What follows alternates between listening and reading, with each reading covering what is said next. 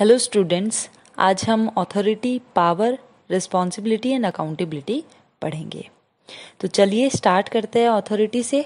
क्या होता है अथॉरिटी?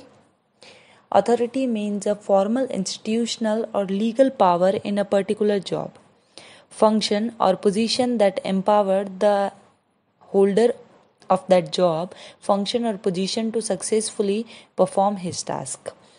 अथॉरिटी का मतलब ये होता है कि पदाधिकार वह साधन है जिसके द्वारा एक अधिकारी अपने अधीनस्थों से कार्य करवा सकता है और उचित पदाधिकारियों से कोई भी अधिकारी अपने दायित्वों को भली प्रकार से पूरा कर सकता है।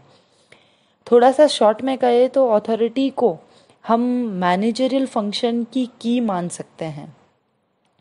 आइए अब हम इसकी डेफिनेशन देख लेते हैं। डेफिनेशन में सबसे पहले हम अकॉर्डिंग टू बर्नार्ड ने क्या कहा है वो देख लेते हैं कि according to Barnard, authority is the character of communication in formal organization by virtue of the which is the accepted by the contributor to or member of the organization as governing the action he contributes, that is as governing or determining what he does or not to do so far the organization is concerned। और authority का Fayol के according क्या कहा है कि authority order देने का वह अधिकार है या वह अथॉरिटी है जिसे कोई भी व्यक्ति पालन करवा सकता है, और जिस भी व्यक्ति को वो अथॉरिटी मिली है वो अपने अंडर में रहकर लोगों से काम करवा सकता है। आगे हम इसकी कैरेक्टरिस्टिक्स देख लेते हैं कि a property of the person और ऑफिस, सेकेंड है a relationship between two office, one superior and other subordinate, a quality of communication by variant of the which is accepted, and next है an interdependence between two segments of authority, one issuing orders and other receiving and compiling with orders। निर्देशन मिल सकता है, लक्ष्यों की प्राप्ति के लिए कर सकते हैं, लिमिटेड होता है। इस तरह से हम इसके कैरेक्टरिस्टिक्स को डिफाइन कर सकते हैं। आइए अब हम आगे पावर को, सत्ता को डिफाइन कर लेते हैं। क्या होता है power? Power and authority are perhaps the most vital aspect of the all organization and general and political organization in a particular.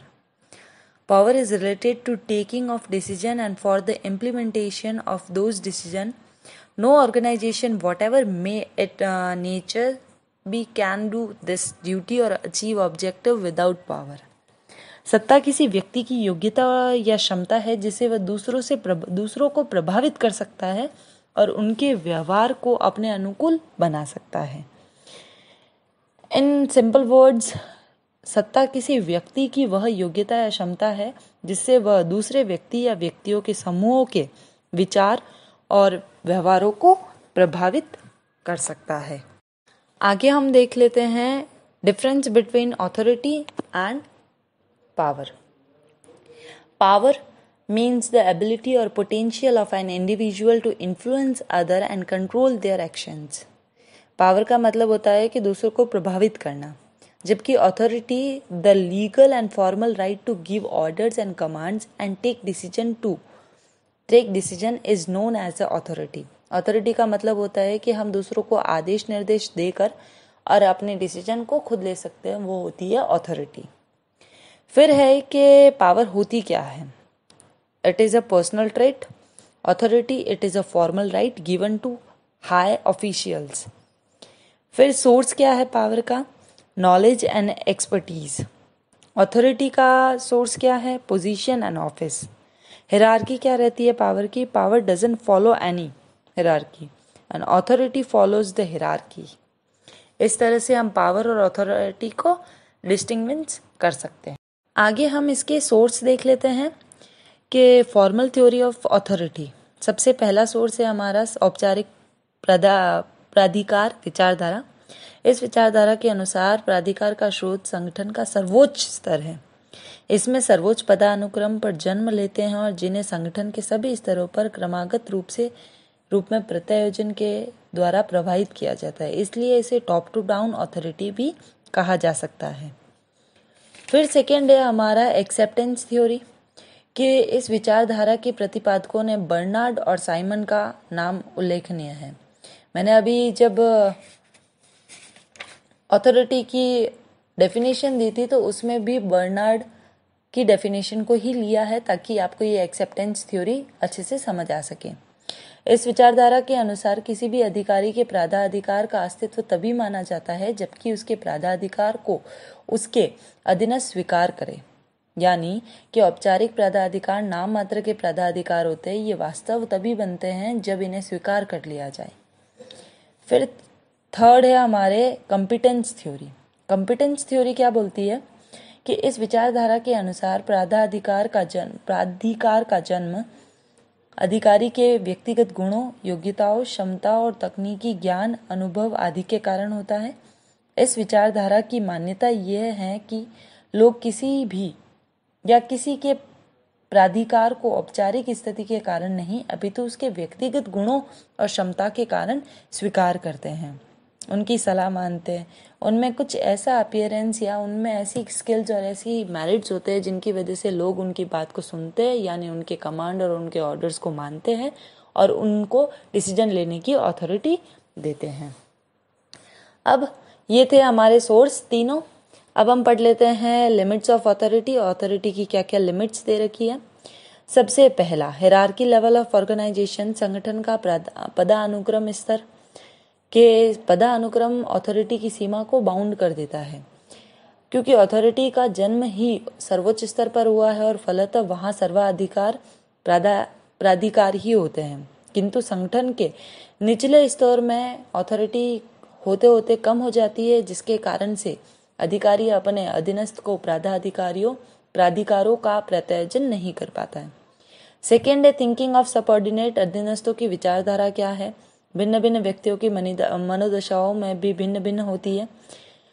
अधिकारों का प्रयोग से, अथॉरिटी के प्रयोग से फीडबैक भी क्रिएट हो सकता है और फीडबैक हर किसी का अलग अलग होता है।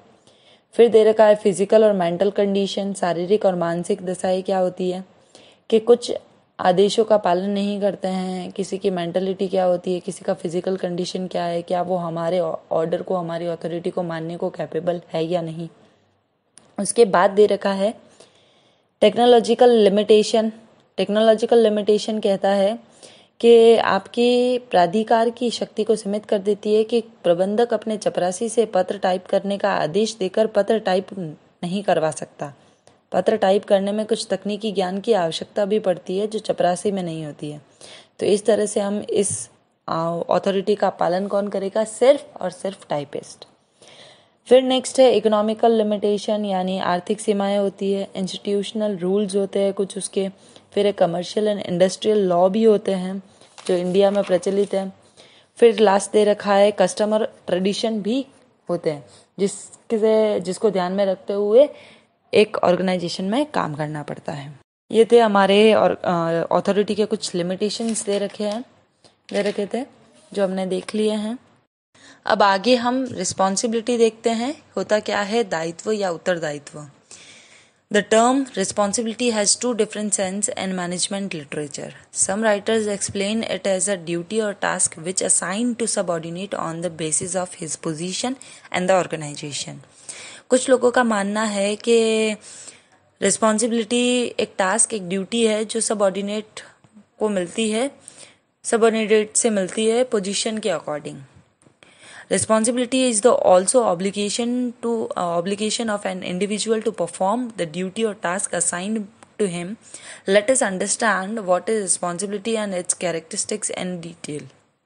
ठीक है कि रिस्पॉन्सिबिलिटी होती क्या है वो अब देख लेते हैं कि उत्तरदायित्व किसी भी व्यक्ति पर निश्चित कार्य को अपनी योग्यता के अनुसार सर्वोत्तम रूप से अपने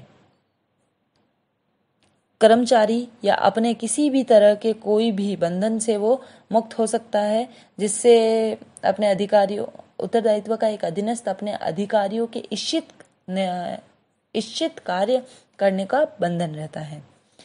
रिस्पॉन्सिबिलिटी में सबसे पहला एक बंधन होता है कॉन्ट्रैक्चुअल सिचुएशन होती है, हम रिस्पॉन्सिबिलिटी को ट्रांसफ़र नहीं कर सकते। रिस्पॉन्सिबिलिटी स्पेसिफिक भी हो सकती है और जनरल भी हो सकती है। तो इस तरह से थी हमारी ये रिस्पॉन्स। अब हम आगे अकाउंटेबिलिटी यानी जवाबदेही पढ़ लेते हैं। क्या होता है जवाबदेही? जवाबदेही से तात्पर्य किसी कर्मचारी या अधिकारी के उस उत्तरदायित्व से होता है जो किसी औपचारिक अधिकार को प्राप्त करने एवं उसका उपयोग करने से उत्पन्न होता है। इन अदर वर्ड्स, जवाबदेही किसी अधीनस्थ का अपने अधिकारी के प्रति वह दायित्व है जो अधिकारी द्वारा उसे अधिकारों का प्रत्यायोजन करने के कारण उत्पन्न हुई है। Accountability, responsibility is the derivative of work to be performed and authority is derived from responsibility. Accountability in turn is a logical derivative of authority. When a subordinate is given an assignment and he is granted the necessary authority to complete it, and the final and basic organization relationship is holding the subordinate responsible for result. In other words, the subordinate undertakes an obligation to complete the assignment by the fair use of authority and the account for the discharge of responsibility assigned. Next हम इसके accountability और responsibility का difference देख लेते हैं। क्या होता है अकाउंटेबिलिटी और रिस्पॉन्सिबिलिटी के बीच में difference. Accountability. In ethics and governance, accountability is the answerability, blameworthiness, liability and the expectation of account giving. जबकि responsibility may refer to being in a charge, being the owner of task or event. Explanation of accountability explanation जो होती है और responsibility not necessarily. फिर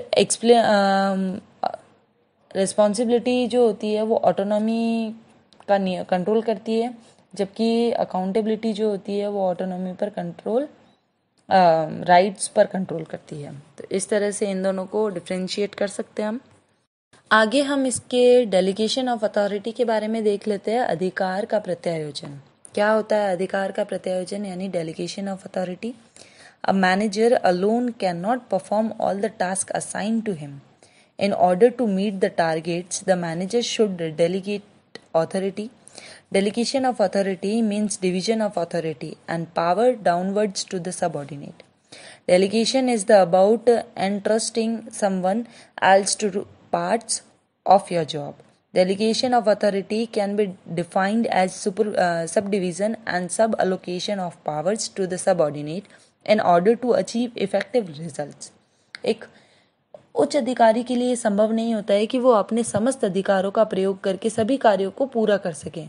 इसके लिए बड़े संगठन के अधिकारी अपने जो अधिकार और प्राधिकार का प्रत्यायोजन कर सके यानी कार्य में पूर्ण दक्षता लाने के लिए वो अधिकारों का प्रत्यायोजन करते हैं। जैसे कि प्रत्यायोजन करने का अर्थ एक अधिकारी अपने संगठन की इकाई से दूसरी इकाई या अधिकारी को अपने अधिकार सौंप देता है, डेलीगेट करता है अथॉरिटी को ताकि वो अपना किसी भी एक काम में ध्यान लगा सके और कंसंट्रेट के साथ वो फुल एफिशिएंसी के साथ उस काम को कर सके।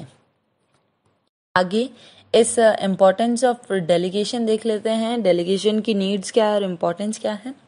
बेसिस ऑफ और की टू मैनेजिंग, प्रबंध कार्य का आधार और प्रबंधक की कुंजी मानी जाती है डेलीगेशन, क्योंकि जब तक हम प्रबंध का मतलब ही यही होता है कि हम दूसरों से कार्य करवाते हैं, यानी हमारे पास अथॉरिटी जितनी है अगर हम अधिकारों का प्रत्यायोजन कर देते हैं तो हमारे पास काम डिवाइड हो जाएगा और जिसकी वजह से हर काम को अच्छे से देख सकते हैं हम। नेक्स्ट है हमारा संगठनात्मक व्यवस्था का आधार। बेसिस ऑफ ऑर्गेनाइजेशनल सिस्टम, अधिकार प्रत्यायोजन संगठनात्मक व्यवस्था का आधार है। अधिकारों का प्रत्यायोजन किए बिना संगठन संरचना का निर्माण होना संभव नहीं है। नेक्स्ट एक क्विकर डिसीजन होता है, बेटर डिसीजन हो सकता है। Reduction in operative function of higher authority, उच्च अधिकारियों के संचालकीय कार्यों में कमी हो सकती है। फिर है हमारा इंक्रीज एफिशिएंसी ऑफ इंस्टीट्यूशन, संस्था की कार्यकुशलता में वृद्धि हो सकती है। फिर है अधीनस्थों की अभिप्रेरणा मिलती है, मोटिवेशन ऑफ सबऑर्डिनेट। फिर है इंक्रीज सबऑर्डिनेट एबिलिटीज, अधीनस्थों की योग्यताओं में वृद्धि होती है। फिर दे रखा है इंक्रीज मोरल, मनोबल में वृद्धि होती है कि जब हम डेलीगेट करेंगे अपने अधिकार तो अधीनस्थ भी उस स्थिति में आएगा कि वो अपने कार्यों को महत्व देने लगेगा और उससे जो भी वर्क सेटिस्फेक्शन होता है वो अधीनस्थ को मिलेगा। फिर नेक्स्ट है इफेक्टिव सुपरविजन, प्रभावकारी निरीक्षण होता है। एंड लास्ट है सप्लीमेंट ह्यूमन लिमिटेशन, मानवीय सीमाओं का पूरक भी हो सकता है। ये इस तरह से थे ये हमारे इम्पोर्टेंस। अब आगे हम इसके कुछ डेलीगेशन के कुछ प्रिंसिपल्स देख लेते हैं। सबसे पहला, assignment of duty in term of expected results, अपेक्षित परिणामों के आधार पर कार्य का निर्धारण करना, यानी उद्देश्य का निर्धारण कर लेना है हमको। सेकेंड है यूनिटी ऑफ कमांड, आदेश की एकता, एक अधीनस्थ को एक ही अधिकारी से अधिकारों का प्रत्यायोजन होना चाहिए, क्योंकि अगर एक अधीनस्थ के पास बहुत से अधिकारियों के अगर एक से अधिक अधिकारियों से आदेश निर्देश प्राप्त होंगे तो उनके अंदर कॉन्फ्लिक्ट क्रिएट हो सकता है। फिर है नो डेलीगेशन ऑफ रिस्पॉन्सिबिलिटी, उत्तरदायित्वों का प्रत्यायोजन कभी नहीं हो सकता। हम अथॉरिटी को डेलीगेट कर सकते हैं पर हम रिस्पॉन्सिबिलिटी को कभी भी डेलीगेट नहीं कर सकते। फिर है responsibility should commensurate with authority, अधिकारों एवं उत्तरदायित्वों में समानता क्षमता। फिर है कि जिस मात्रा में प्रत्यायोजन किया जाए उसी मात्रा में उत्तरदायित्व भी सौंपे जाने चाहिए। यदि दायित्वों की मात्रा अधिकारों से अधिक होगी तो दायित्वों को पूरा नहीं किया जा सकेगा और अधिकारों की मात्रा आवश्यकता से अधिक होने पर अधिकारों का दुरुपयोग भी हो सकता है। फिर है द प्रिंसिपल ऑफ एक्सेप्शन, अपवाद का सिद्धांत, यानी कि प्रत्यायोजित अधिकारों से संबंधित कार्यों को करने का अधिकार अधीनस्थों को होता है, किंतु कभी कभी इन अधिकारों में रहकर कार्य करने में कठिनाई आती है क्योंकि संबंधित कार्य किसी भी ऐसे कार्य से संबंधित हो जाते हैं जिसको पूरे किया बिना आगे कार्य करना कठिन हो जाता है। फिर नेक्स्ट है इफेक्टिव कंट्रोल, यानी प्रत्यायोजन तभी प्रभावशील और लाभप्रद सिद्ध होता है जबकि उसके नियंत्रण की प्रक्रिया चालू रहे। फिर है clarification of limit of authority, अधिकारों की सीमाओं का स्पष्टीकरण कर लेना चाहिए। फिर फॉर्मल डेलीगेशन, औपचारिक प्रत्यायोजन, यानी नियम कानून आदेशों के अनुरूप ही किया जाना चाहिए डेलीगेशन। एंड लास्ट वन है हमारा एक्सेप्टेंस ऑफ अथॉरिटी, अधिकारों की स्वीकृति देना। ये सिद्धांत ये कहता है कि अधिकारों के लिए अधिकार तभी सार्थक है जब वह अधीनस्थ अधिकारियों के अधिकारों को स्वीकार कर ले। एक्सेप्टेंस सबसे बड़ी बात है, हम डेलीगेट तो करेंगे पर जब तक अधीनस्थ, जब तक सबऑर्डिनेट उस चीज़ को एक्सेप्ट नहीं करेगा तब तक हमारा डेलीगेशन कंप्लीट नहीं माना जाएगा। तो इस तरह से थे हमारे ये प्रिंसिपल डेलीगेशन के। अब हम इसके डेलीगेशन की प्रोसेस देख लेते हैं कि किस तरह से हम अधिकारों को प्रत्यायोजित कर सकते हैं प्राधिकार को। सबसे पहला असाइनमेंट ऑफ ड्यूटीज, कार्य को सौंपना। अधिकार प्रत्यायोजन का सबसे पहला जो काम है, जो पहला जो एस्पेक्ट है वो यही है कि हम अपने अधिकारी, जो एक अधिकारी होता है वो अपनी ड्यूटी को असाइन कर देता है। सेकेंड है ग्रांटिंग अथॉरिटी, अधिकार को प्रदान कर देना है। एंड लास्ट है क्रिएटिंग ऑब्लिगेशन, उत्तरदायित्व को निश्चित करना है कि अगर आपने ये अथॉरिटी कंप्लीट नहीं की, आपकी ये काम है, आपने इस कार्य को पूरा नहीं किया तो इसके बदले में आपका ये ऑब्लिगेशन क्रिएट होता है, जिससे क्या होता है कि अधीनस्थ अपने एफिशिएंसी के साथ काम करता है और वो काम बेहतर तरीके से पूरा किया जा सकता है। तो ये हमारे प्रोसेस के 3 स्टेप थे, assignment of duties, granting authority and creating obligation. इस तरह से थी हमारी ये प्रोसेस। आज की क्लास हम यहीं ख़त्म करते हैं। Thank you.